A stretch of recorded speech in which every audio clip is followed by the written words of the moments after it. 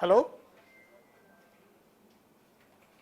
Yeah, ఇప్పుడు ఇంత దారుణం చూడండి. ఆయన 40 ఏళ్ల పాటు పార్టీకి సేవలు అందించిన వ్యక్తి, పార్టీ ఎమ్మెల్యే గెలిస్తే 600 కేజీల స్వీట్లు పంచినోడు, 600 కేజీల స్వీట్లు పంచినోడు, 40 ఏళ్ల నుంచి పార్టీ కోసం అలుపెరగకుండా పనిచేస్తున్న వ్యక్తి, ఎంతోమంది ఎమ్మెల్యేలు గెలిపించడంలో కీలకమైన పాత్ర.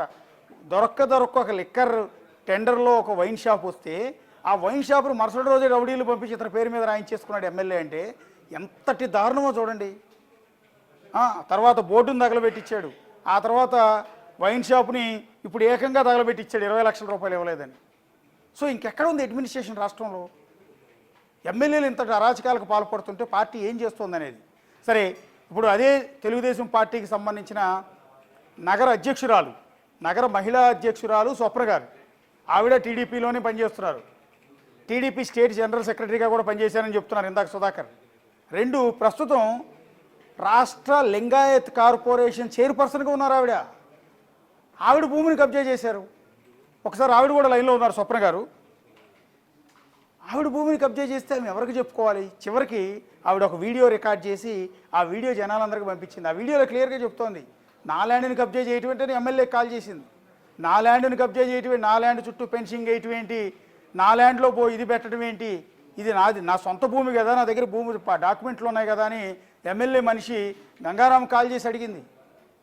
సో ఇంతటి దారుణం ఏంటి నాకు అర్థం కాదు. సొంత పార్టీ కార్యకర్త మళ్ళీ ఆవిడ, సొంత పార్టీ రాష్ట్ర లింగాయత్ కార్పొరేషన్ చైర్పర్సన్ ఆవిడ. ఒకసారి ఆవిడే లైన్లో ఉన్నారు. స్వప్న గారు నమస్తే అండి. నమస్తే అండి. యా, మీ వాయిస్ విన్నామండి. యాక్చువల్లీ చాలా లేట్గా మాకు తెలిసింది. యాక్చువల్లీ మీరు మాట్లాడిన వాయిస్ విన్న తర్వాత మీ ల్యాండ్ని ఏ విధంగా చుట్టూ ఫెన్సింగ్ వేశారు ఏంటి అనేది మొత్తం చూసాం. ఇందులో ఎవరి పాత్ర ఉంది, మొహమాట లేకుండా చెప్పగలుగుతారా? ఎవరు దీన్ని ఇట్లా చేయించింది అనేది? ఆల్రెడీ నేను చెప్పాను, అనుచరులు ఇట్లా చేశారు అని. పార్టీ దృష్టికి నేను తీసుకెళ్లాను. సీఎం గారికి తప్పు చేసిన ఎవరినైనా కూడా పార్టీ ఉపేక్షించదు. చంద్రబాబు నాయుడు గారు మాకు ఖచ్చితంగా న్యాయం చేస్తానని కూడా చెప్పారు. లా అండ్ ఆర్డర్ని ఎక్కడ విఘాతం కల్పించినా కూడా పార్టీ ఒప్పుకోదండి, ఎంతటి వారినైనా కూడా శిక్షిస్తుంది. యా, మీరు మాట్లాడే విధానం చాలా బాగుంది. ఆ వీడియోలో మొత్తం చూశానండి. చాలా పద్ధతిగా విత్ డాక్యుమెంటు, విత్ టెక్నికల్ ఎవిడెన్స్తో సహా మీరు మాట్లాడుతున్నారు. ఇక్కడ నేను సూటిగా అడుగుతున్నాను, ఎమ్మెల్యే మనుషులు అనుచరులు ఎమ్మెల్యే చేయించాడు అనుకుంటున్నారా, ఎమ్మెల్యే అనుచరుడు గంగారాం చేయించాడు అనుకుంటున్నారా?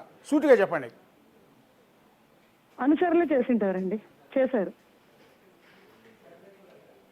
అంటే ఎందుకండి నేనేమంటానంటే, మీరు ఆ పార్టీలో క్రియాశీలకం. ఈ ఎమ్మెల్యే లేకముందు నుంచి కూడా మీరు ఆ పార్టీలో ఉన్నారు, అవునా? అవునండి, అవునండి. ఈ ఎమ్మెల్యే గెలవక ముందు కూడా మీరు టీడీపీలో ఉన్నారు. అవునండి. సో అలాంటి మీ భూమికే టెండర్ పెట్టడం ఏంటి అనేది ఆశ్చర్యం కదా. అంటే ఏ ధైర్యం అది?